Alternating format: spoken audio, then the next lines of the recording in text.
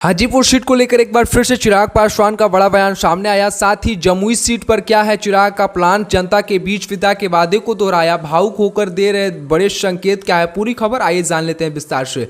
चिराग पासवान ने जमुई से कौन लड़ेगा कैंडिडेट इसको भी लेकर साफ कर दिया है। जी हां दोस्तों, पता चले कि सास ने तिलक लगाया और साले ने सिंबल थमाया। पासवान परिवार में दामाद अरुण भारती की बारी आई सामने। आपको बता चले कि समाजवादी नेता रामविलास पासवान के दामाद अरुण भारती जमुई लोकसभा सीट से लोक जनशक्ति पार्टी रामविलास के टिकट पर बतौर एनडीए कैंडिडेट चुनाव लड़ेंगे।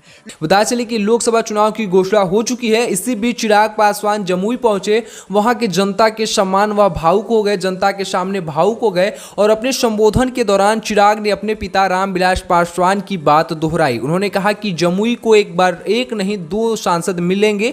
वहीं दूसरी ओर यह लगभग तय है कि चिराग हाजीपुर सीट से चुनाव लड़ सकते हैं। ऐसे में इसको लेकर एक बार फिर से बता चले कि अपने कार्यकाल में जनता से किए वादे पर खरा उतरूंगा। इसको लेकर एक बार फिर से चिराग पासवान बोले, साथ ही वहां के लोगों के साथ सुख दुख में जुड़ा रहूंगा। चिराग पासवान का बड़ा बयान सामने आया।